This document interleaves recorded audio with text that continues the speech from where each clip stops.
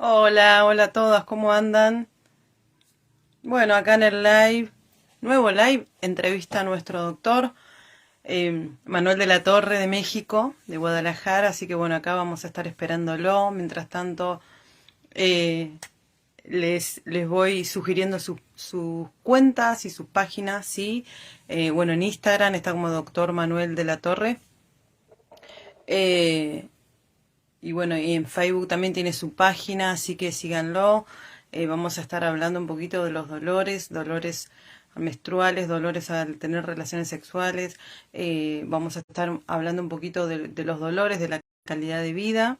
Y bueno, y algunas preguntas que han hecho también, así que quédense ahí, que ahí apenas se conecta. Ahí estamos con el doctor Manuel López de la Torre, sí que nos está hoy compartiendo un poquito de su tiempo, sí, regalándonos su tiempo para poder hablar, sí, en vivo y este vivo queda también guardado en el grupo, sí, en este grupo, así que vayan invitando a otros, compartan en sus Facebooks, en sus muros para que, a ver, vamos a estar invitándolo para que, a ver, invitar. Se lo podemos estar acá invitando. Ahí está. Ahí le va la invitación al doctor, que vamos a estar compartiendo una entrevista junto con él, un doctor tan cálido. eh, y vamos a, bueno, también está como moderador en el grupo. Hola Ali, gracias por estar ahí conectada. No sé si es Ali, si es César, si es Alma. Un besito a todos los que se están conectando desde varios lugares, desde sí, de donde nos eh, viviendo. Sí, bienvenidos a todos. Hola Doc, ¿cómo anda? Hola, bien, Andrea, ¿y tú? Bien, muy bien, acá contenta de poder tenerlo junto con nosotras, de regalarnos este tiempo. Muchas gracias por estar. Al contrario, gracias a ustedes por la invitación. Eh, Creo que estoy queriendo bajar aquí la pantalla para ver si y luego me destanteo. Nada más, una cosa, estuve a un par de minutos de cancelarte, André. Espero que no se note, pero vengo del dentista. Entonces tengo un poco entumido todavía la mitad de la cara No y se, igual por ahí espero que no haya un mayor problema. no se nota. A mí más o menos parecido, pero no fui al dentista, pero ando con la muela, así que yo digo, uy, bueno, voy a hablar igual, pero no, no se nota. Así que, Doc, gracias Muy por bien. el tiempo. Igual si quería cancelar lo podía hacer y No, bueno. no, no, claro que no, claro que no, no hay ningún problema. Bueno, gracias a Muy todos los bien. que están conectando desde, bueno, de los lugares, bueno, de Chile, Argentina, habían chicas que estaban esperando de Colombia poder escucharlo. Las mejores referencias, Doc. Me escribieron chicas con las mejores referencias, decir es un doctor muy cálido, que Muchas puede gracias. hablar, que explica muy tranquilo y muy claro. Y creo que Muchas eso gracias. es, es importante para nosotras y es difícil también poder entender, hay como un eh, vocabulario diferente, un diccionario más difícil para nosotras entender, entonces nos favorece muchísimo que haya doctores como usted, que trato de usted, pero no es por grande, ¿no? No, no, háblame de tú, no hay ningún problema, gracias. Pues no, yo creo, André, que al final de cuentas, esto es una situación más de una postura personal. No siento que yo sea mejor ni peor que nadie, más bien creo que mi postura ante intentar mejorar la comunicación e intentar mejorar la información para la gente es algo que se refleja en lo que a mí me gusta. A mí me gusta poder discutir, hablar, entablar temas abiertamente y también me gusta en algún punto intentar encontrar algo que se llame verdad y que no sea porque yo te lo digo, porque así son las cosas, ¿no? Entonces, es más bien una postura personal, ¿vale? Pero gracias, muchas gracias por la retroalimentación. Ah, gracias. Y bueno, vamos a estar hablando un poco lo que habíamos hablado un poco en privado del tema de los dolores en la mujer, la calidad de vida, dolores en la intimidad, cómo la mujer puede sobrellevar, ¿no? La ayuda que necesita también. Y después le voy a estar preguntando, usted responde lo que pueda responder, ¿no? Respecto a su proyecto, porque estaba escuchando el tema de la fundación y me encantó. Así Sí, que nos encantaría que después te puedas explayar en tu proyecto, que me parece genial, o sea, muchas espectacular. gracias. Me quedé así, ay, qué Con todo lindo, gusto. qué lindo. Mira, vamos a intentar, es que es difícil hablar de estos temas.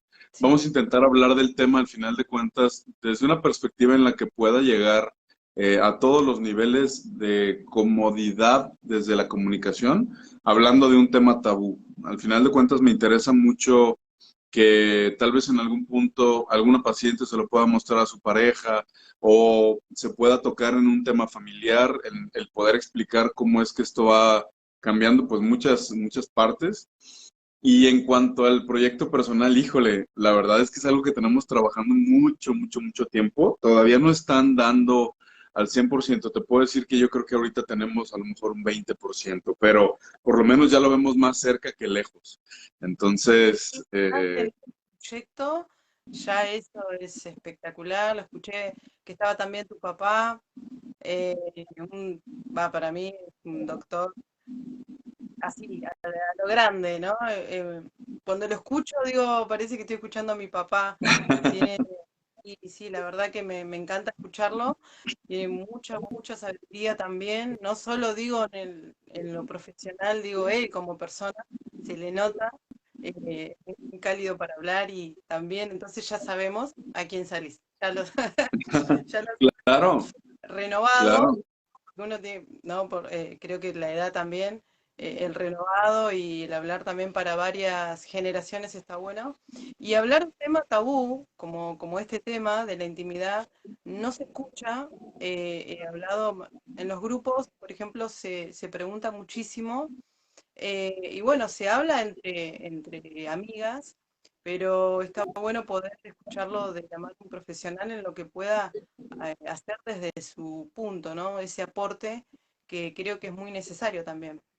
Y desde mi conocimiento, porque vamos a ser honestos, no porque uno sea ginecólogo de repente tiene respuestas de cosas que hay maestrías y hay diplomados y hay muchísima información sobre sexualidad, ¿no? Entonces, definitivamente yo sí me siento limitado en esta área, pero de lo que he investigado, con todo gusto lo comparto con ustedes. Bueno, antes de eso, había una pregunta que había hecho una mujer del grupo, dice, de Pilar, de Argentina, perdón. Pilar se llama, dice, haciendo tratamiento, que esto no tiene nada que ver con el tema puntual, pero quedó, si no va a quedar en el aire. Dice, haciendo tratamiento durante 6 años, ¿es posible que me haya salido adenomiosis? Tengo suspendida la regla y 2 cirugías en 2016 y 2017. Muchas Sí, gracias. habría que evaluar el tratamiento y habría que evaluar las imágenes de la adenomiosis. Hay protocolos específicos, hay un protocolo que se llama protocolo MUSA, que puede evaluar anatómicamente la posibilidad de adenomiosis. Ahora, la adenomiosis en algún punto se consideraba, este es el mes de la adenomiosis, por cierto, sería también algo, Sí. pues, interesante platicarlo, ¿no? El decir qué es, pero la adenomiosis en algún punto se consideró endometriosis. Básicamente, para las personas que no estén familiarizadas con el término o que les interesa como que saber de qué estamos hablando, la adenomiosis es la infiltración de las capas musculares del útero que al final de cuentas se llena de glándula endometrial, donde normalmente no hay glándulas endometriales. Las glándulas endometriales se delimitan como por espacios o como por, sí, espacios o niveles. Y estamos hablando que en la adenomiosis dentro del músculo, por eso adeno, que es glándula, y mio, que es músculo en raíces grecolatinas, explica cómo dentro del músculo existe glándula. De acuerdo al diagnóstico o de acuerdo a cómo le hayan hecho el diagnóstico, podemos empezar a hablar de si es o no es adenomiosis. Ahora, el tratamiento médico, y es por lo que somos tan claros con las pacientes en cuanto al tratamiento. El tratamiento quirúrgico no es absoluto. y el tratamiento médico tampoco es absoluto. En realidad, la tasa de posibilidad de crecimiento de una endometriosis después de la cirugía es alta. Con tratamiento médico podemos prolongar el tiempo en el cual vuelve a aparecer. Se estima que después de una erradicación completa, una excisión, podemos volver a tener enfermedad, se llama periodo libre de enfermedad, en un lapso de 2, 3 a 5 años. En pacientes que toman tratamiento médico en conjunto con una cirugía completa, se puede prolongar de un periodo de 12 a 15 años. Entonces, el tratamiento médico en realidad no es absolutamente seguro. Pero el ejemplo que les doy es, imagínate, y esto lo acabo de meter en la consulta como parte de las explicaciones. Imagínate que la endometriosis es como un niño pequeño que ya empieza a caminar. A todos los que hemos visto a los niños pequeños, sabemos que tienen esta hambre de explorar y de mover y de acomodar aquí, allá, romper de repente, ¿no? Entonces, lo que tú quieres es dirigir al niño pequeño o contenerlo lo más que puedas para que no haga un desorden en la habitación. Lo que hace el medicamento es eso, intentar contener al niño lo más que se puede o intentar dirigirlo para que no esté haciendo un desastre. Y con la cirugía lo que te toca es volver a acomodar toda la habitación de todas aquellas cosas que en algún momento se movieron o se reacomodaron, ¿sí? Entonces, el tratamiento médico funciona más o menos para detener el crecimiento de la enfermedad en 40% de las pacientes. Es una tasa muy baja. Y lo que podemos hacer es seguir a las pacientes, pero recordar que no todas las endometriosis se tienen que operar. No porque haya endometriosis significa cirugía segura. Es decir, la cirugía de endometriosis deriva de 3 puntos. Que haya afección a la calidad de vida dentro del dolor, que haya afección a la fertilidad, conociendo que existe endometriosis, o que haya afección hacia alguna función. Solo entonces se justifica una cirugía dentro del diagnóstico de la enfermedad, ¿vale? Bien, y hablando de adenomiosis y aprovechando que empezamos el mes de abril, sin querer porque lo íbamos a hacer en marzo, pero bueno, aprovechando esto, tiene que ver, obviamente hay muchos factores, ¿no? Pero digo, si es adenomiosis difusa, adenomiosis focal, ¿tiene que ver el tema de las cirugías o sí, bueno, también depende si tiene o quiere tener la posibilidad de un embarazo, porque hay varias chicas que dicen, yo, por un lado, quiero tener un hijo, pero a la vez prefiero sacarme el útero y no sufrir más. Eso conlleva, como decimos siempre, todo un trabajo multidisciplinario, porque también conlleva terapia y saber tomar decisiones. En ese, en esos, en esa decisión, en ese, ¿cómo que se dice? Ese proceso, ¿no? Que se pasa. ¿Cómo se puede poner en la balanza o qué calidad de vida, cuidar la fertilidad?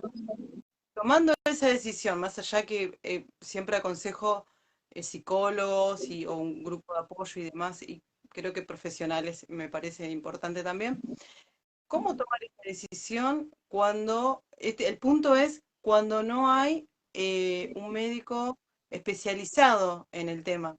En mi lugar, por ejemplo, eso creo que es muy difícil, pero en mi ciudad no hay especialistas y a muchas de las chicas de mi grupo le tocó decidir esas cosas muy difíciles y decidieron sacar útero. Ujú.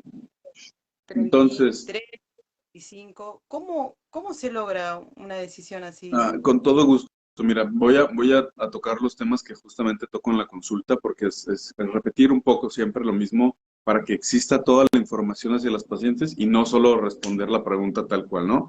Entonces, la adenomiosis sí es el compromiso de las capas musculares y en un plano de crecimiento amplio, cuando ya es muy avanzada, puede afectar la manera en la que el útero, en la fertilidad, recibe al embrión, o sea, en la receptividad puede afectar la manera en la que el útero se moviliza, porque con cada periodo existe una contractilidad del útero que al final de cuentas cambia la manera en la que la mujer puede llegar a tener su menstruación y esto puede prolongar los días de sangrado o puede causar intermitencia en los sangrados.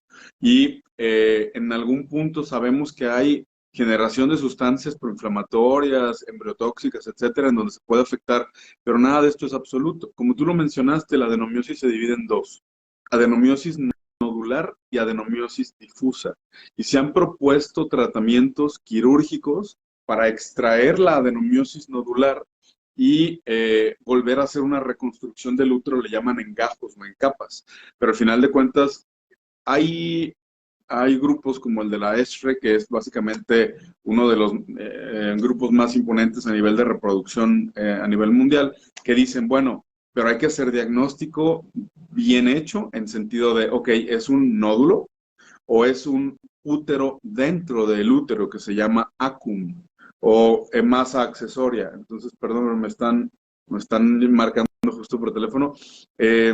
Y estas masas accesorias, al final de cuentas, cambian un poco la situación de diagnóstico, porque esto es una perspectiva completamente embrionaria, no tiene que ver con la adenomiosis.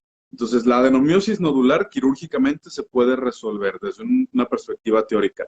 La adenomiosis difusa no. La adenomiosis difusa, tal cual, se distribuye dentro de toda la muscularis uterina en diferentes puntos, y a veces la agresión que haríamos sobre el músculo es tal que el útero quedaría con mucho riesgo, con problemas de función.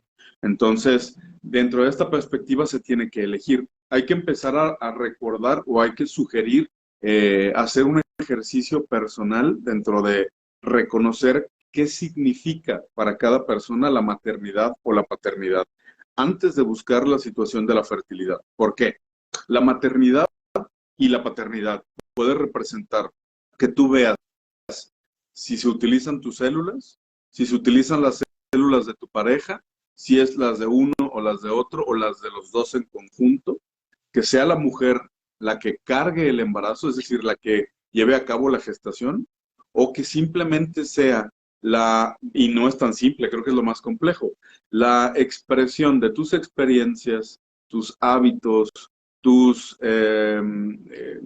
ética, moral, todos estos valores que tú heredes al final de cuentas a otras generaciones, ¿sabes? Entonces, dentro de estas perspectivas, pues hay que evaluar qué es, y a partir de ahí tú puedes tomar decisiones sobre qué es lo que estás dispuesta a hacer para la fertilidad.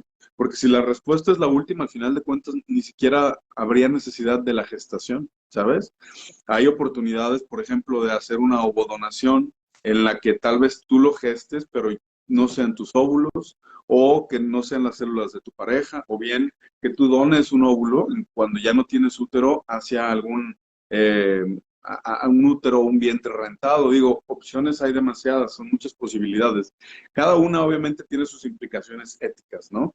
En repercusión de, ok, y bueno, estas personas que rentan útero, ¿por qué pasan? Estas personas que donan óvulos, ¿por qué pasan?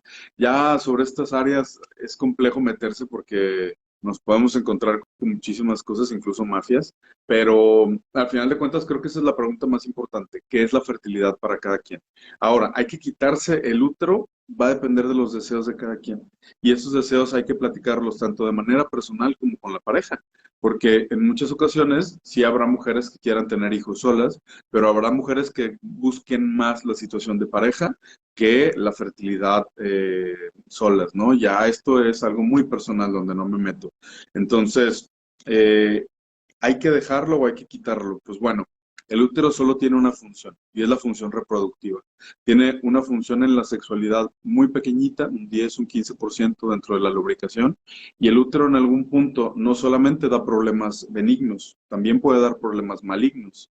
Llámese cáncer de cérvix, cáncer de endometrio, cáncer muscular que se llama sarcoma, o cáncer de Salpinges. Entonces, hay que poner sobre la balanza y decir, bueno, de acuerdo a la edad, de acuerdo al deseo reproductivo, de acuerdo a las posibilidades reproductivas, porque habrá quien por vía natural no se pueda embarazar y tenga que recurrir a alta complejidad, y estamos hablando de cantidades de dinero altas.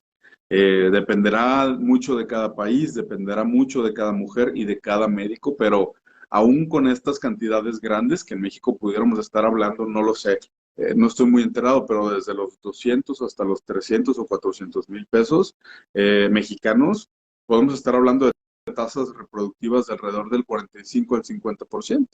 Nunca te van a dar un 100%, entonces esto ya pone en perspectiva mucho, ¿no? que si no se les explica luego a los pacientes, ahí es donde andan batallando después porque deciden dejar el útero cuando pudieron haberlo retirado en una cirugía, no para curar la endometriosis, que quede muy claro, quitar el útero no va a curar la endometriosis, pero tal vez pudieron haber evitado una segunda cirugía para retirar la mayor cantidad de enfermedad distribuida o posible, ¿no? Exacto. Bueno, Ujú. excelente respuesta en varias áreas, porque sí, es difícil, muy difícil responder a nivel general, pero me parece, sí, correcto eso. Em, Creo que también si es a futuro un embarazo, también si es con pareja, eh, decidirlo con la pareja también me parece importante, porque a veces, no digo siempre, pero a veces la mujer sola se carga con eso y quizá hablarlo y se saca como ese peso y no es tan, ¿no? como la mujer piensa que tiene como ¿cómo es que se dice? No la obligación, no me sale la palabra, pero La digo que, responsabilidad o la exacto, culpa, ¿no? Sí, bueno, sí, no, la culpa ya es otro tema para hablarlo en otro live, pero creo que sí, la mayoría de las mujeres que pasa por esto, no todas tienen infertilidad, pero digo, las que sufren, las que están años buscando, tienen la culpa. Lo he hablado con muchas, pero muchas, y todas caen ujú, en ese sentido de la culpa, por eso digo, es importante trabajarlo, pero qué bueno que es escucharlo también, y que esto pueda ayudar a varias mujeres que se están planteando ese tema del así útero. es. Lo que no sabía era que repercute también con el tema de la intimidad, como hablaba recién, eso sí no lo sabía, sacar el útero. Sí, eh, muy poco. En realidad es muy escasa la repercusión dentro de la intimidad o dentro de la sexualidad. Por eso es que la recomendación en algún punto, digo, los maestros, los viejitos tienen una frase que siempre recuerdo y es, útero que no da hijos da problemas o da bolas, dicen en algún punto, ¿no? Miomas o algún tipo de problema o tumor. Pero entonces aquí la decisión sobre la paciente debe hacerse de acuerdo al deseo que tenga, porque no estamos hablando de nuevo de enfermedades oncológicas o enfermedades malignas. Entonces, hay que poner sobre la mesa qué es lo que quiere la paciente, qué es lo que quiere la pareja y tomar una decisión consciente de hacia dónde los va a llevar, conservar o retirar el útero. Y entonces toman decisiones literal, como dice la palabra, empoderadas, ¿no? Que no es lo mismo a simplemente recibir la información y decir, bueno, pues hago lo que el doctor me dice, a poder interpretar cuál es el estilo de vida que quieren llevar en un futuro, que es con lo que yo estoy peleado, ¿no? Que habíamos hablado de esto ya antes, eh, la falacia de autoridad, ¿no? En donde el médico decide por el paciente qué es lo que tiene que hacer. Al menos en endometriosis, no siento que sea un tema en donde tenga que ser absolutamente así. Y en algún punto, incluso el médico puede tomar decisiones de no hacer tratamientos que tal vez la paciente quiera. Y tú como médico también tienes el derecho de decir, ¿sabes qué? Discúlpame mucho, pero yo por estos riesgos y estas cosas y esto, prefiero no hacer esto que tú me sugieres. Tal vez si buscas a alguien más pueda ser una buena idea. Y digo, por ahí ha habido pacientes que en algún punto dicen, híjole, ¿sabes qué? Tenías razón, vuelven y hay pacientes que tal vez no volvemos a ver nunca, que es el tema de, bueno, hay médicos para pacientes y pacientes para médicos. Entonces yo intento ser lo más conservador posible. Soy una persona que no busca quirurgizar u operar todo. Sí es cierto, como dicen muchos especialistas, que la cirugía depende del especialista, pero también hay que operar cuando se necesita o cuando se va a obtener un resultado, no solamente por operar. exacto. Sí. Bien, lo invitaría a tomar mate, pero bueno, estamos lejos.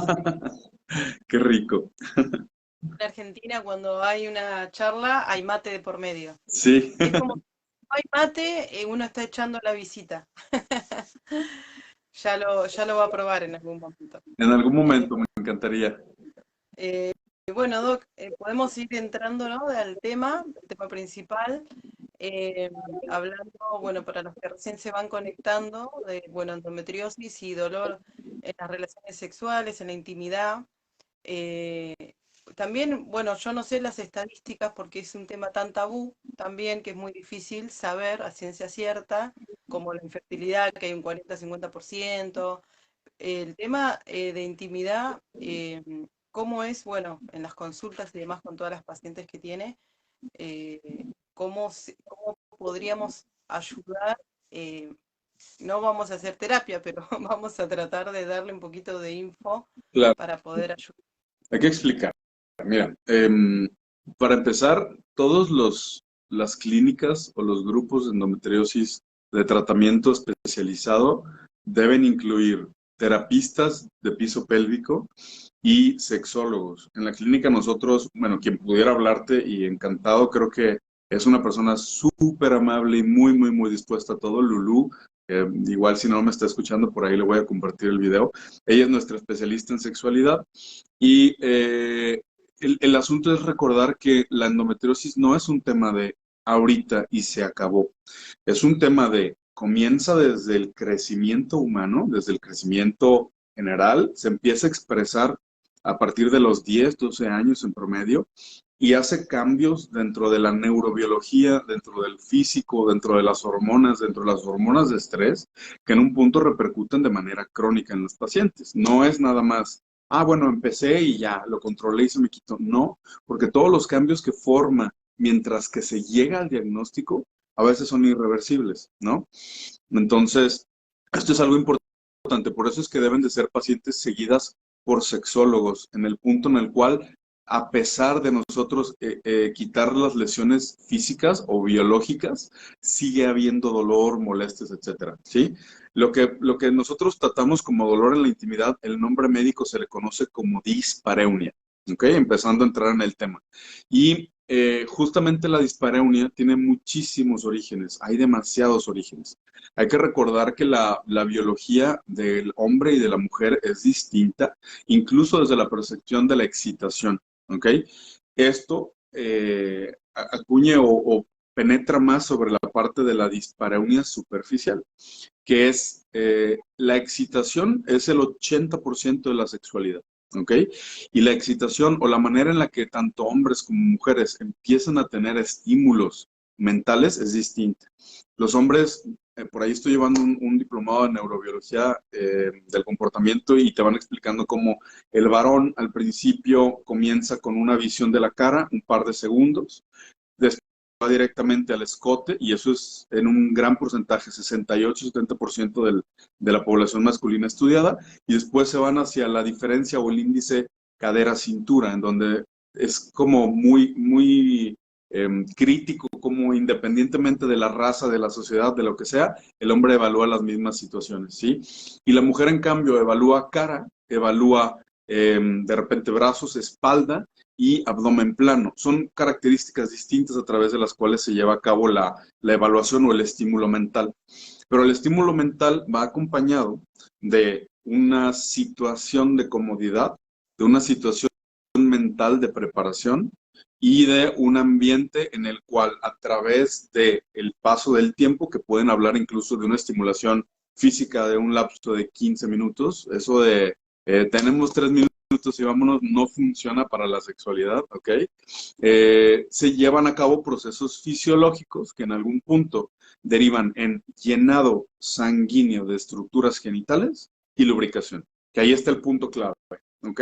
Una vez que existe deseo, que existe lubricación, que existe llenado sanguíneo de las estructuras genitales, pasa o se va del lado de la dispareunia superficial, que es el dolor al momento de comenzar la relación sexual, porque existe una buena función. Ahora, no todo es endometriosis en cuanto a dolor en la sexualidad, ¿ok?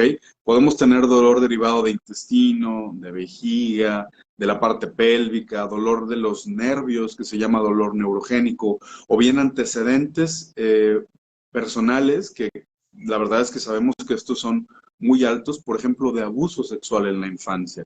Y entonces todos estos traumas y todas estas situaciones se expresan dentro de la sexualidad. Y estas son cosas que uno debería de preguntar como ginecólogo, sobre todo si estás tratando con la endometriosis, para empezar a dividir por dónde puede venir la situación de dolor y de incomodidad, ¿ok? Una vez que descartas la parte de dispareunia superficial, ¿cómo llegas al diagnóstico de la dispareunia profunda? Justamente es la etapa. A pesar de existir deseo, lubricación y un buen llenado sanguíneo genital, existe dolor en posiciones en las que se permite una penetración profunda. Y estas posiciones, al final de cuentas, tal vez al principio son tolerables y solamente se cambia de posición o de postura, pero conforme va avanzando el tiempo, cada vez es más intolerable, cada vez se asocia más a dolor o a disfunción dentro de la sexualidad, es decir, que no se pueda alcanzar el orgasmo o que no se sienta placer dentro del acto sexual, y a largo plazo, conforme se va asociando este dolor de la relación sexual con el acto sexual mismo, genera que haya disfunción mental, o sea, empiezan a tener ya no un goce o un placer o un antojo, una libido para comenzar el acto sexual, y se empieza a dejar el acto sexual de lado, que es la historia natural de la enfermedad, ¿no? Vemos cómo las mujeres al principio piensan que es normal tener dolor durante la intimidad, y conforme va avanzando la enfermedad, cada vez es más insoportable, le echan la culpa a la colitis, a la gastritis, a los partos, porque después hay situaciones dentro del parto del embarazo que pueden generar dolor, hasta que llega el punto en el cual ya no existe intimidad en las parejas, ¿no? ¿Cuál es el origen de la dispareunia profunda? La enfermedad se comporta como si tú te pusieras, André, esos zapatos que seguramente tienes ahí en el closet, que te encantan pero que no te quedan, ¿ok? ¿Qué pasa? Todos tenemos unos, ¿no? Que como que nos aprietan en alguna parte, pero no los queremos dejar. Cuando te los pones, causas isquemia en el tejido. El tejido se vuelve como muy blanco al principio y luego se llena de sangre, se edematiza o se hincha, ¿sí? Y esto se enrojece. Si se sigue agrediendo la misma parte, ¿qué va a suceder? Va a haber una situación de una ampolla que tiene sustancias proinflamatorias y puede llegar a haber sangrado también, ¿ok? Entonces, tanto las ampollas o estas, no sé cómo le llaman en Argentina, pero creo que se entiende, ¿no? Estas Sí. lesiones ampulares, como el sangrado o las costras en algún punto van a generar adherencias, ¿sí? Es una manera muy aterrizada de empezar a explicar toda esta situación de la inflamación. Y entonces, si tienes un calcetín o una media, cuando te sucede esto, ¿qué va a pasar? Se va a quedar pegado. Lo mismo pasa entonces con la endometriosis. Así es como se va formando las adherencias de los órganos.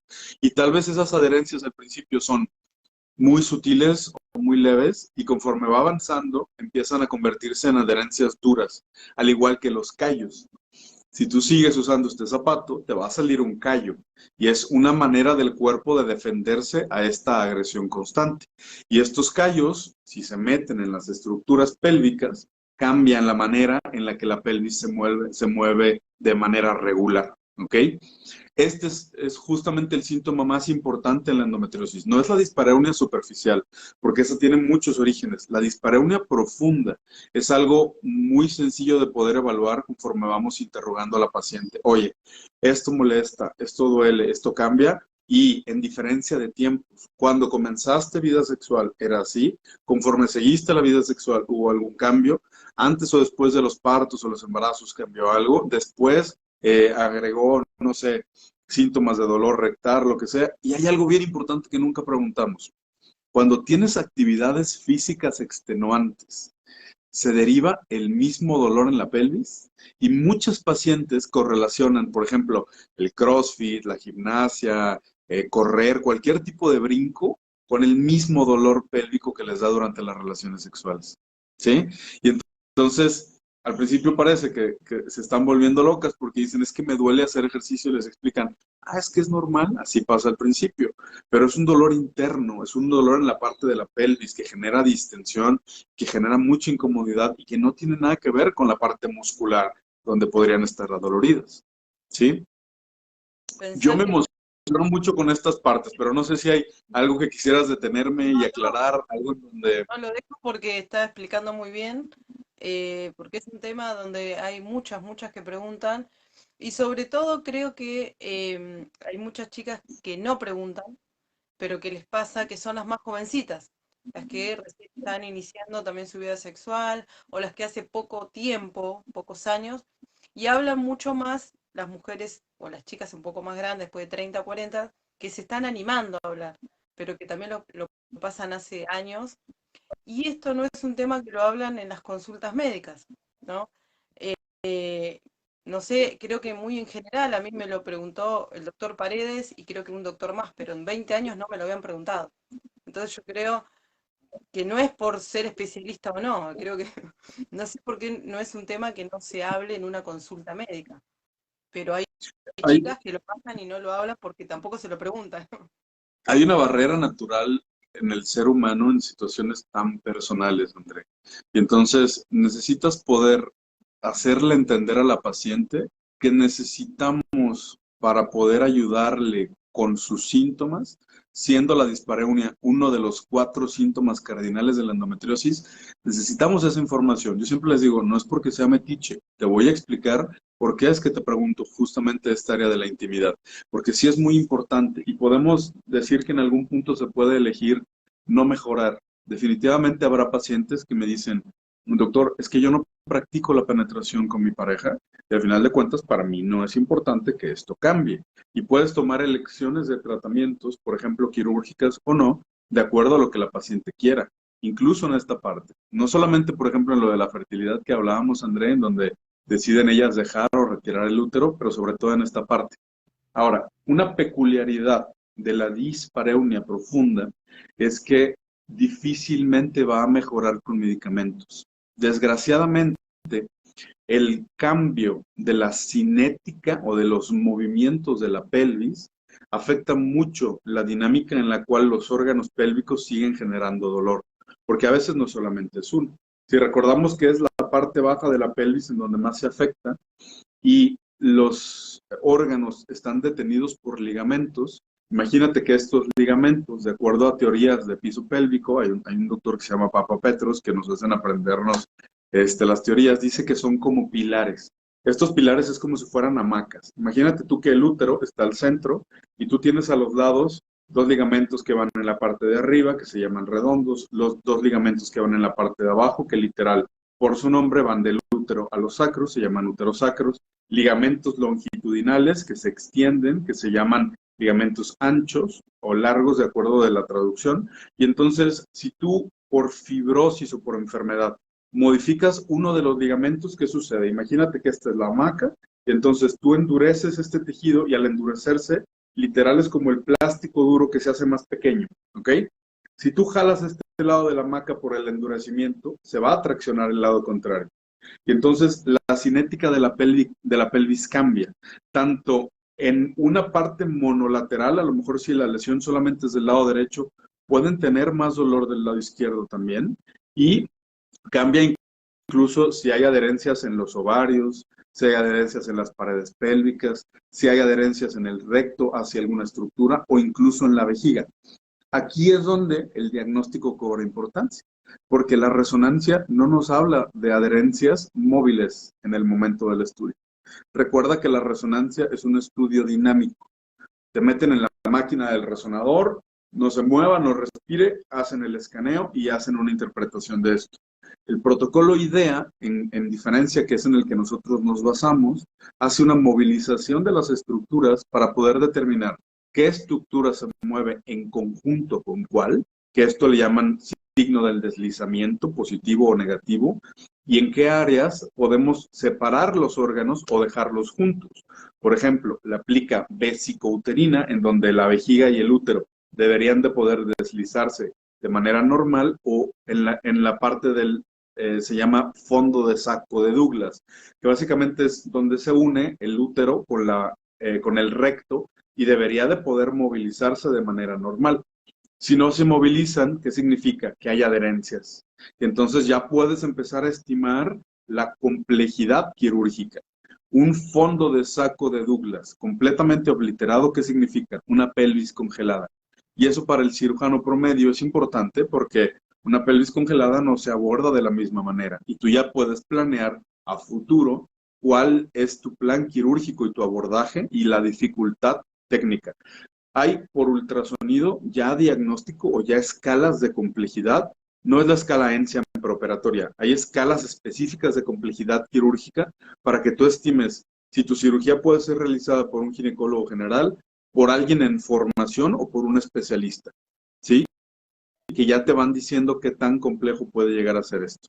Digo, no recomendamos definitivamente que no lo hagan personas que no son especialistas, pero por ejemplo, para lugares donde hay formación de endometriosis, esto es algo muy importante para saber qué tanta complejidad puedes tú recomendarle a una paciente o a otra de acuerdo al nivel de especialización. ¿Sale? Con el tema de inflamación también, ¿no? Hay dolor. Sí, exacto. Las lesiones de las que acabo de hablar son lesiones profundas o lesiones que modifican la anatomía, pero hay lesiones superficiales. Y las lesiones superficiales se reportan en el protocolo de endometriosis como marcadores blandos. Y esto no, de nuevo, no es inventado.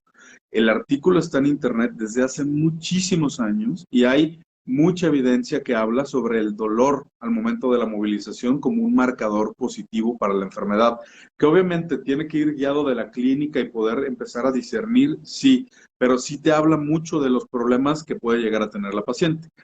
Víctor en algún punto les hace un ejemplo que me gusta bastante. Dice, ok, mira, no estás viendo al perro, que son los nódulos grandes, pero te estás encontrando huellas del perro, pelo de perro, la popó del perro por ahí tirada y huellas de rascado en algún lugar. Entonces, no necesitas ver al perro para saber que está ahí.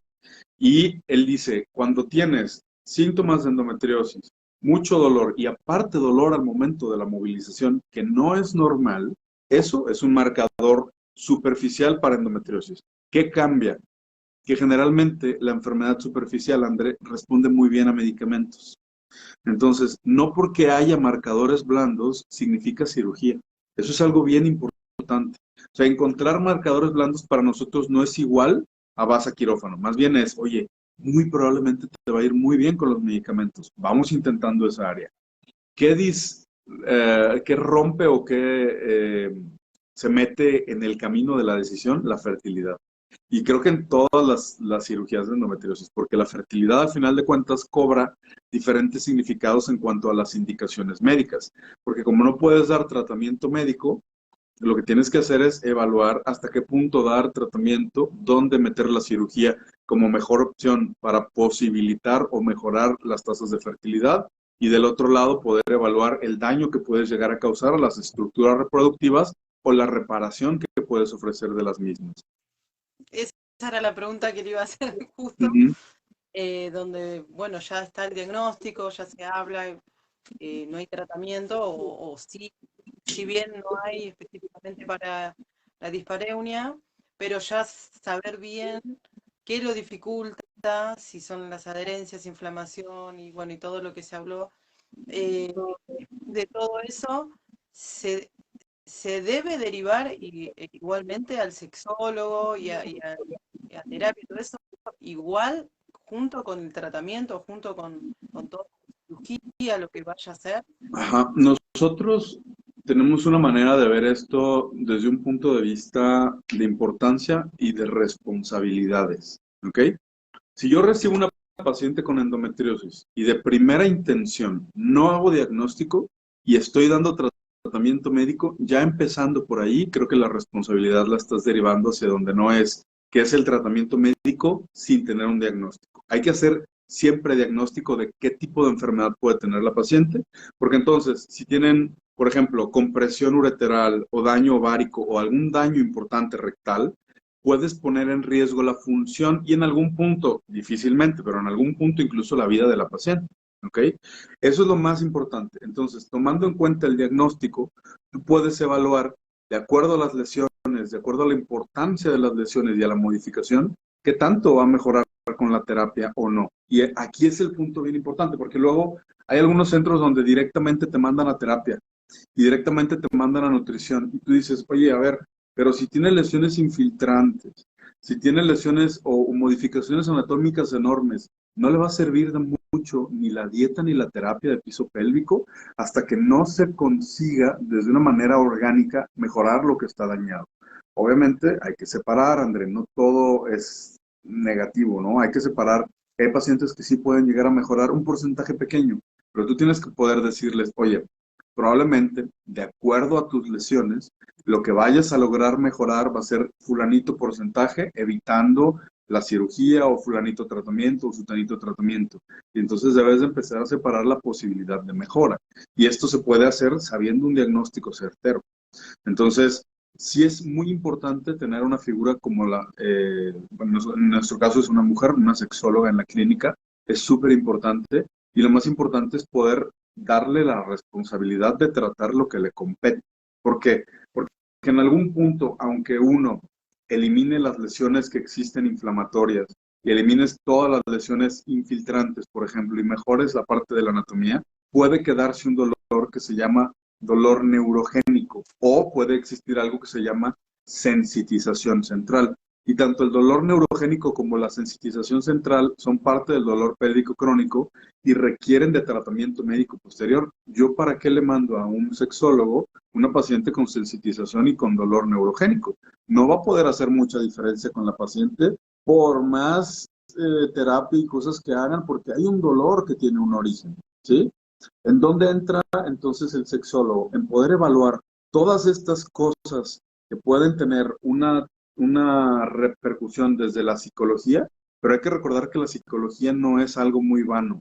A veces sí es la parte psicológica la que más está influyendo en los resultados de la paciente. Y entonces vamos sumando esfuerzos. Oye, yo eliminé esto, quitamos esto con el medicamento, te dimos tratamiento para disminuir las lesiones superficiales, una vez que tengas el tiempo necesario del tratamiento, porque luego les dicen, si en un mes no estás bien, pues vas a cirugía. No, a ver, por lo menos 6 meses, ¿no? Entonces, una vez que das los tratamientos como debe de ser, entonces vamos viendo qué tanto mejoras con la parte de la sexualidad. Nosotros siempre lo hacemos por parte, porque pareciera que luego uno se defiende mucho de por qué no está mejorando conmigo si no está siguiendo la terapia. Ah, es que es culpa de que no sigues la terapia o es culpa de que no sigues la dieta. Perdón, pero no es así. Hay manera de poder individualizar e ir separando las mejorías y siempre se invierte en lo que más te va a dar resultados y luego poco a poco vas haciendo el resto de las cosas, ¿no? Muy bien. Claro, sí, porque la duda era, bueno, mayormente es ¿a dónde voy? ¿A quién, con quién consulto? ¿Cuál es Es como que igualmente creo que yo del lado del paciente, al manejar, bueno, o no manejar la ansiedad, hay un montón de sentimientos que se tienen que aprender a manejar, entonces es como que uno quiere encontrar la solución ya y la solución no es ya, no es instantánea, ¿no? Lleva también su tratamiento, su proceso, y bueno, como decías, por lo menos 6 meses, y bueno, y no bajamos brazos en el primer mes, en las primeras semanas, pero bueno, se tiene que evaluar todo, por eso también es importante ver qué profesional, que también el profesional no solo sepa de endometriosis, sino también sea un profesional empático que ayude y se interese por la paciente, que eso también es importante, que la escuche, creo que ese es el principal, historia clínica y todo eso es principal que lamentablemente muchas que pasamos por varios médicos que no fue así. Entonces, al encontrar un médico con empatía, con tiempo para explicar y las ganas, ¿no? De hacerlo, porque creo que uno se da cuenta cuando es, bueno, cuánto tiempo la consulta, bueno, te doy este tratamiento, te doy ¿no? Anotado, y quedamos como que no somos personas, ¿no? Y Sí. creo que es importante todo lo que estás diciendo porque con el tiempo, o sea, saber bien, no entrar bueno, en pánico, porque creo que es una situación difícil para las mujeres, ya que se, se acarrea mucho de muchos años, dolor, frustración, sentimientos muy difíciles de manejar. Entonces, es entendible que haya mujeres que entren en pánico y que quieran soluciones instantáneas. eh, no las hay, por eso está bueno que se pueda hablar.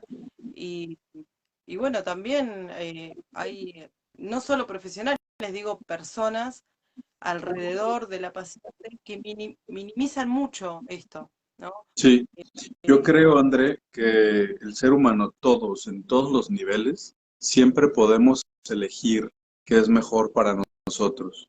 Pero para elegir necesitas la información. Y para informar necesitas tiempo. Yo sí, es una parte que de repente batallo un poco con algunas pacientes porque me dicen, oye, es que mi cita era fulanita ahora.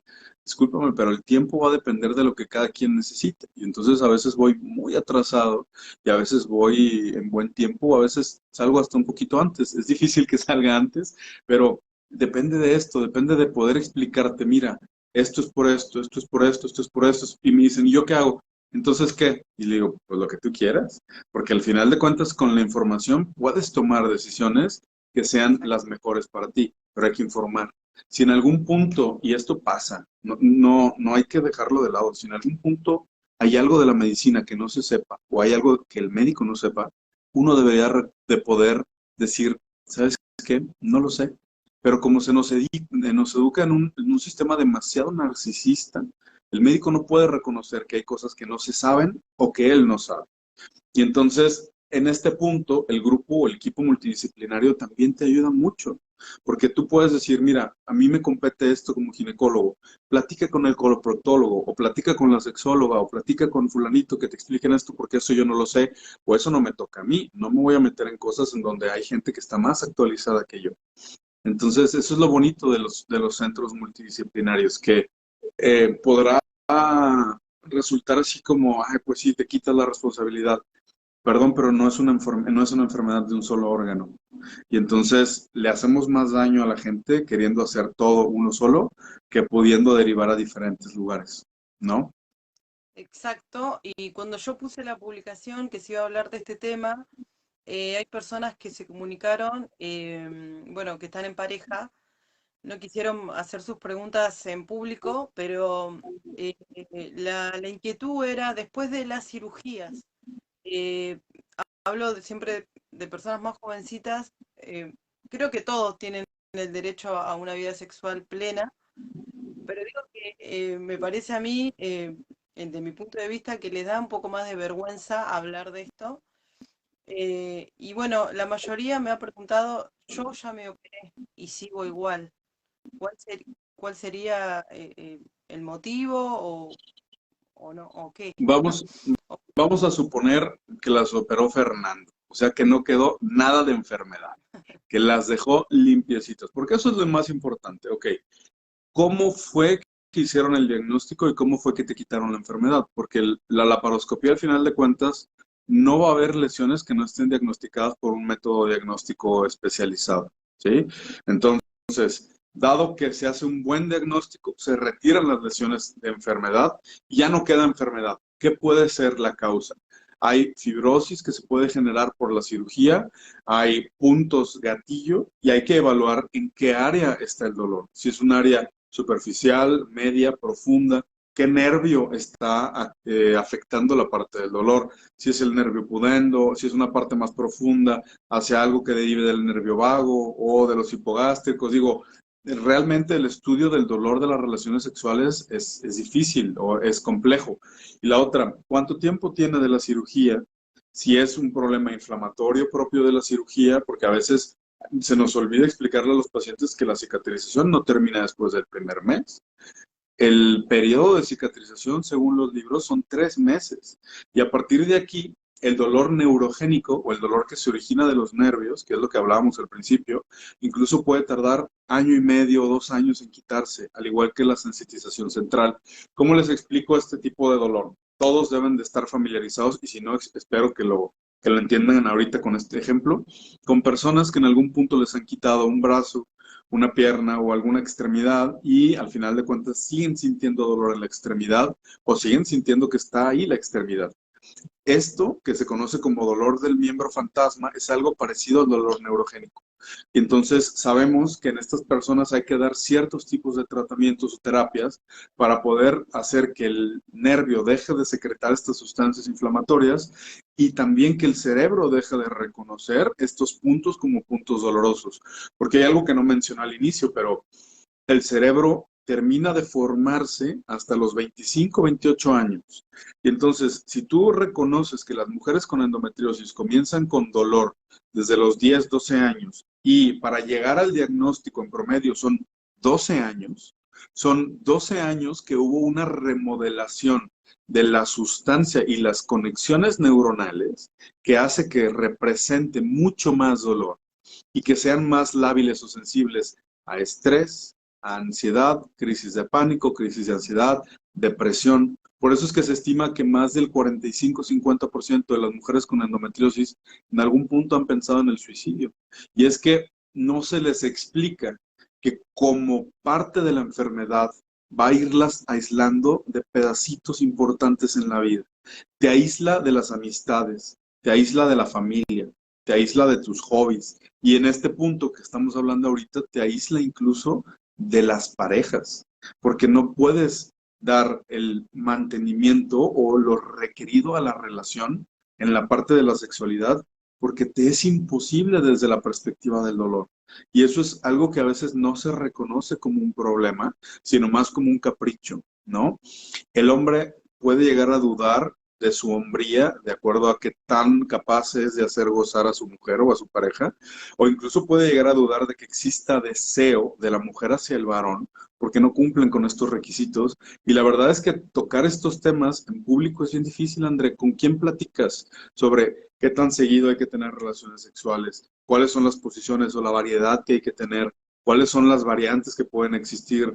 ¿Cómo puede haber permisos, obligaciones o necesidades? Digo, es algo que nunca nos enseñan, creo. Yo, al menos a mí jamás se me inculcó, siempre hubo mucha libertad de este tipo de temas en mi casa, pero porque mi papá es ginecólogo, pero en realidad yo creo que es algo que pocos hablan y siempre lo hablan con personas que en algún punto tal vez no estén enfermas y no estén compartiendo el mismo dolor.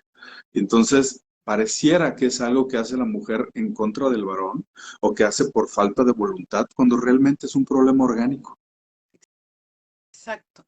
Y después de las cirugías, algunos aconsejan iniciar a los 2 meses, a los 3 meses, eso en base a cada, o sea, individualizar los casos según la cirugía, según... Sí, definitivamente hay que individualizar, no podemos hacer recomendaciones abiertas, sobre todo porque no es lo mismo una histerectomía, por ejemplo, en donde necesitas dejar que el tejido de la cúpula vaginal sane, a una cirugía en donde mantienes el útero, los ligamentos, etcétera, ¿no?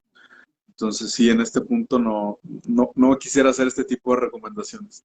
Hay que preguntarle a su médico. Tal cual.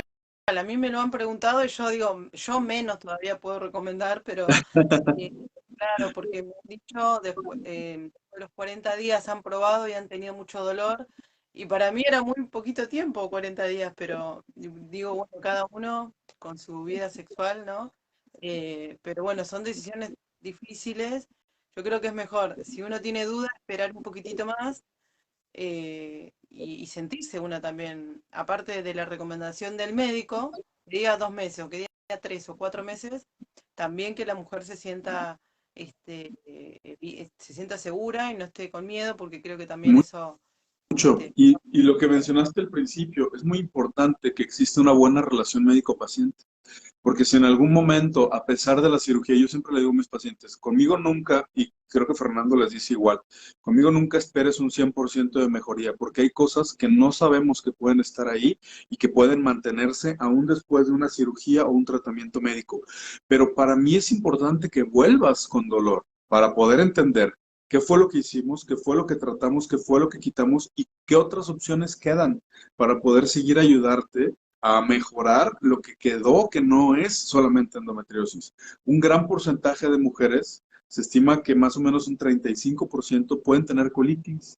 Y la colitis ulcerativa puede llegar a causar sangrado genital, pero también dispareunia. Lo mismo con las infecciones urinarias o con enfermedades urinarias, que está alrededor del 30%. Entonces, lo bonito es poder entablar una comunicación tal o una relación médico-paciente tal en la cual, a pesar de un fallo o un fallo parcial, puedan volver para continuar con el tratamiento y para poder seguir mejorando. Siempre cruzamos los dedos, ¿no? Si decimos, no, si es que con la cirugía, te va a ir súper bien, pero Mira, más o menos tal porcentaje, porque no sabes realmente qué tanto van a mejorar hasta que no salgan de la cirugía. Tal cual, Des- sí, son las mismas palabras que el doctor Paredes también, el sí, doctor Fernández, sí. desgraciadamente nunca explicamos que el médico no es científico. El científico duro o las ciencias duras tienen un intervalo de confianza del 99%. Física, química, matemáticas, para que digan que algo es seguro, es certero, es 99 punto y tantos, ¿ok? Medicina tiene un intervalo de confianza del 95% para decir que algo se puede reproducir. Y si a esto le sumas las tasas de error y los múltiples factores en diferentes partes, la verdad es que la medicina se vuelve más un arte que una ciencia, ¿sí? Por eso los médicos de endometriosis al final formamos como amalgamas medio extrañas entre el arte de tratar al paciente, de la interpretación de los síntomas, la experiencia y aparte cosas muy complejas como la cirugía o los tratamientos, ¿no? Por eso es la importancia de la repetición y el poder empezar a empatizar con alguien con que aunque siga habiendo dolor o problemas o molestias, puedas volver tranquilamente y que el médico no lo tome como una ofensa también, ¿no? Exactamente, sí, es verdad eso. Por eso admiro mucho el trabajo de ustedes, de verdad, de corazón digo que los admiro porque no son muchos y ojalá se sumen y que haya más médicos que se capaciten y que también sean con con este perfil, con este Muchas mismo gracias.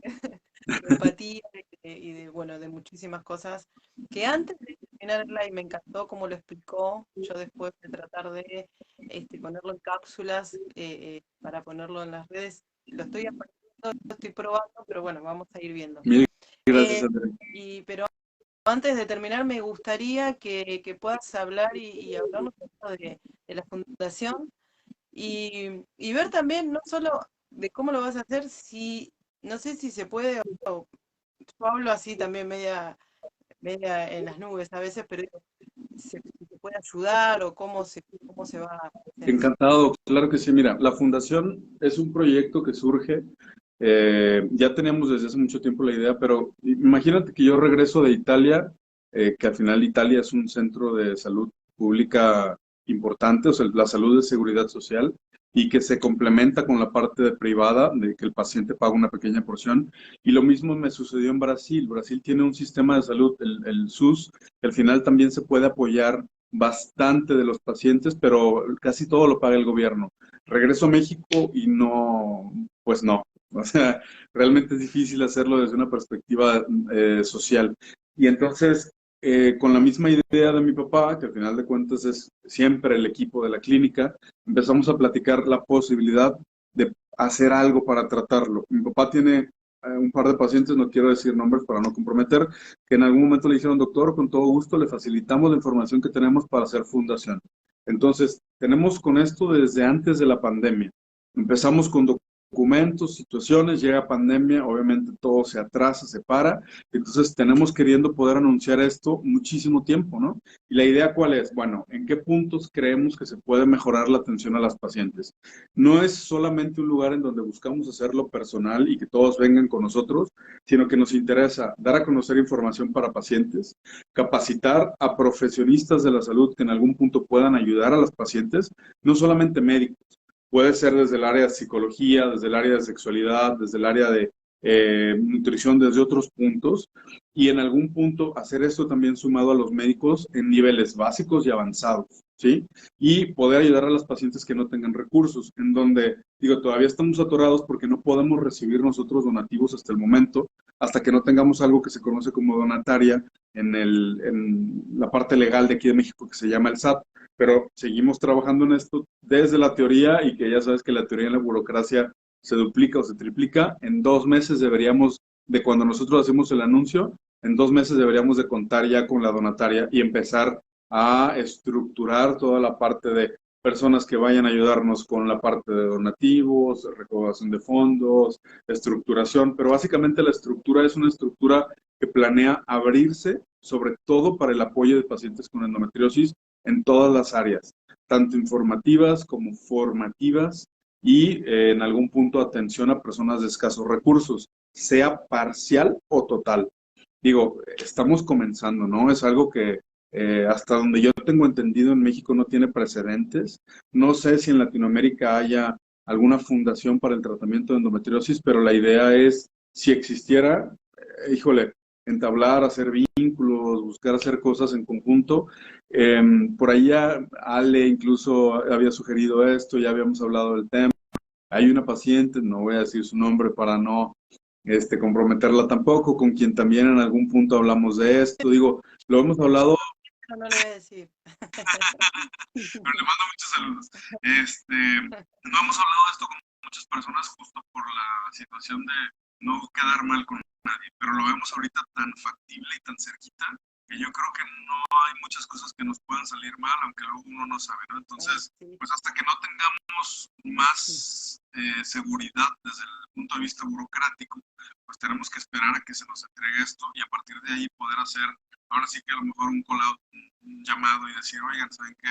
Ya están dando esto, lo que nos puedan ayudar encantados, en la perspectiva en la que nos quieran ayudar encantados, y el chiste es, a mí siempre se me educó, André, para pensar y compartir la idea de que el pastel sabe mejor cuando se reparte. Si tú Ay, tienes un sí. pastel, por más delicioso que esté, comértelo todo te va a hacer daño. Entonces la idea es poder, de lo que llegue, poder repartirle a todos, poder hacer para todos, poder ofrecerle a todos un beneficio, porque para nosotros es un costo. Y la verdad es un sueño compartido, pero siempre vamos a necesitar de más personas y esto no funciona si no existe un apoyo social. Al final de cuentas eso es súper, súper importante. Qué lindo proyecto, me encanta el proyecto. Lo escuché hace poquito, hace unos días nada más, no lo sabía. Y después, bueno, me fui enterando, hablándolo con otras chicas, y nada, me encantó. Y sí, sería genial que se puedan sumar. En Latinoamérica creo que no hay, me parece a mí. Acá en Argentina también es muy difícil el tema fundación, burocracia, mucho dinero, bueno, muchas cosas. Digo que tendría que ser algo un poquito más fácil de hacer, pero bueno, no es así y está bueno el trabajo, el compromiso, el corazón que se le pone, porque después cuando vea los resultados va a ser, yo creo que sí va a ser un éxito. Así que bueno, todas las bendiciones para esta Muchas fundación, gracias. este proyecto. Me parece que, que cuando se hace, eso se imparte, ¿no? Cuando se ve, cuando se hace de corazón y con mucho amor, eso se ve. Así que nada, van todas las bendiciones para allá y para tu papá también, que lo escuchaba, digo, es excelente lo que, lo que hablan, lo que hacen, sobre todo. Y en algo de que no están haciendo un proyecto para ustedes, lo están, lo están haciendo para ayudar para los demás y está muy bueno difundir esto. Sea que se logre ahora o que se logre cuando que se logre, pero digo poder difundir y contagiar. Sí, es que eso es bien importante, André. Y qué bueno que lo mencionas porque no quisiera que se perdiera.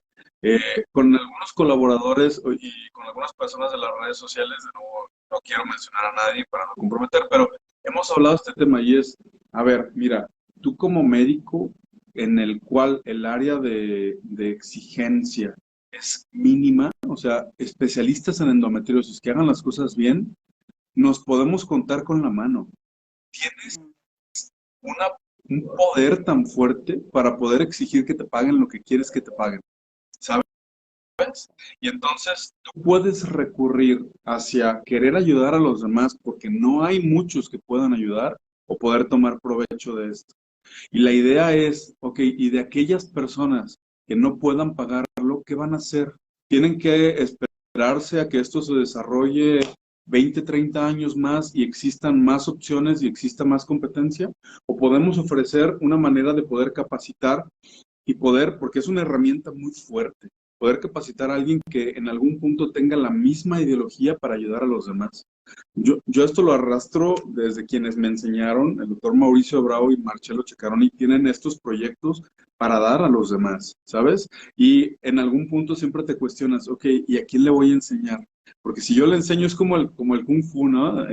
Si tú le enseñas a alguien que va a usar estas artes marciales para el mal, pues al final de cuentas terminas haciéndole daño y terminas hasta arrepentido de haber enseñado probablemente muchas de estas cosas que pudieron haber mejorado en manos de otra persona. Y es Exacto. bien complejo, es bien difícil, de verdad. Sí, sí. Es difícil, pero bueno, también no es toda la responsabilidad del que enseña, ¿no? Del alumno, ¿no? Del que toma eso, cómo lo va a hacer y cómo va a realizar todo lo que aprendió. No es que tiene toda la responsabilidad el que lo enseña, porque lo hace realmente de corazón y con un compromiso que la verdad que está muy bueno. Y bueno, que esto se pueda contagiar de verdad, y que se puedan sumar, y en eso sí pueden copiar. Los demás que quieran copiar está bueno que, que lo quieran hacer.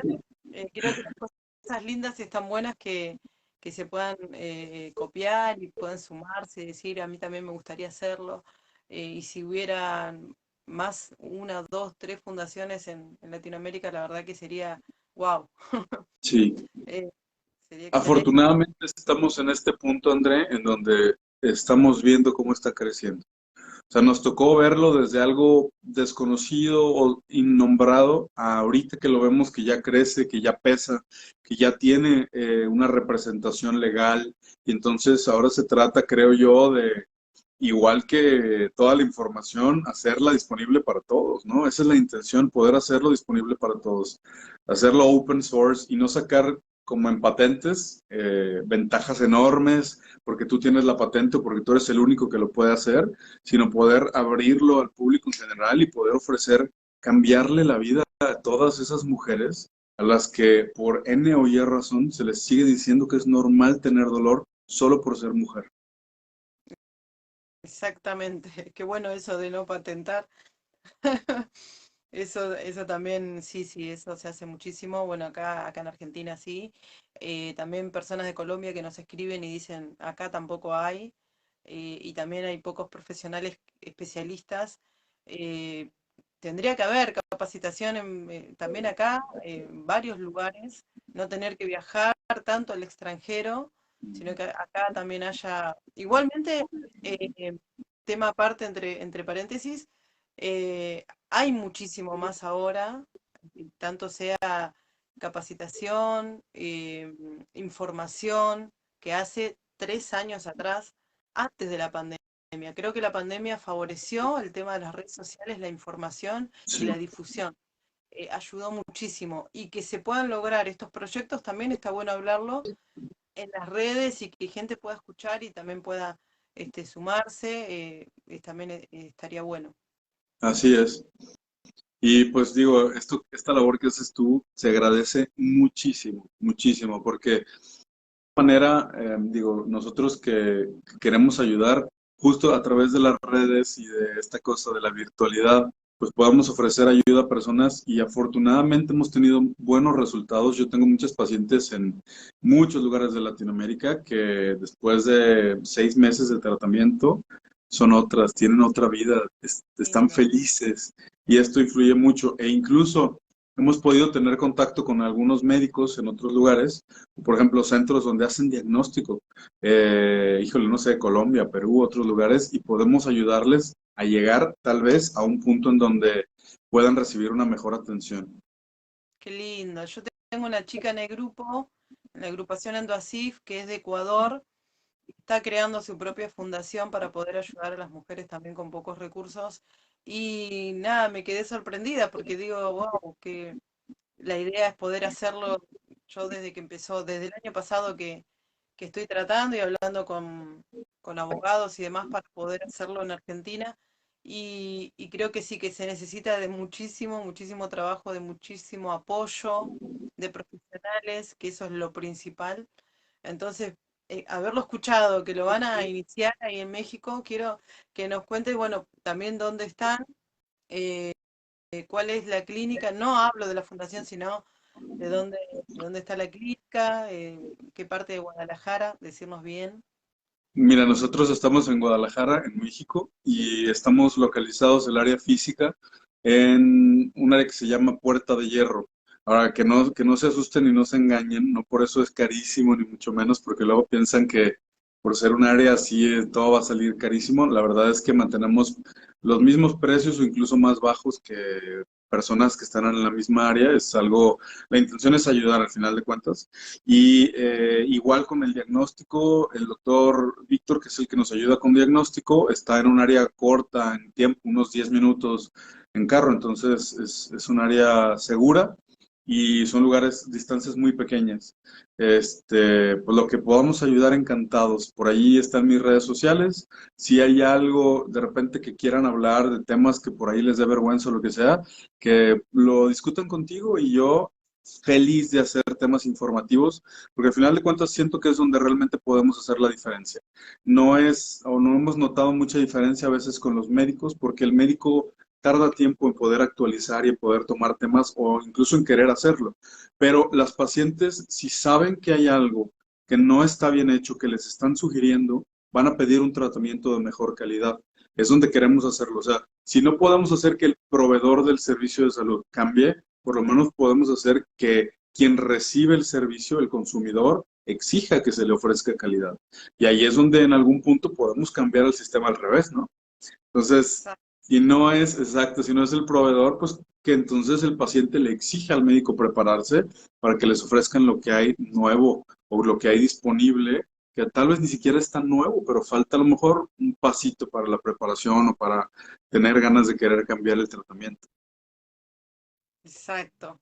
Bueno, Doc, muchísimas gracias. La verdad que se pasó el tiempo volando. Estuvimos bastante tiempo, pero me encanta escucharte. ¿Cómo explicás? Te dejaría más tiempo. Pero bueno, gracias por todo este tiempo que te tomás para Gracias a explicar. ti. No me mordí, que fue lo bueno. Mira, todavía no siento la cara, pero lo Todavía bueno está fue que no me dormido. mordí. Todavía está dormida. Lleva mucho Muchísimas tiempo. gracias, André. Eso Es un gusto, es un placer enorme, de verdad. Muchísimas, muchísimas gracias. Bueno, gracias y gracias a todas las que se conectaron. Acuérdense que está como el doctor Manuel López de la Torre en las redes sociales, síganlo. Es excelente todo lo que habla y todo lo que se comparte. Comparten bastante contenido. Así que muchísimas gracias por estar siempre al pendiente de mantenernos informadas y tener la información así en un clic. Eso la verdad que está espectacular. Muchísimas gracias, doctor, y nos veremos dentro de poco. Claro que sí. Gracias, André. Que tengas bonita tarde. Un Hasta abrazo. hasta Chao. luego.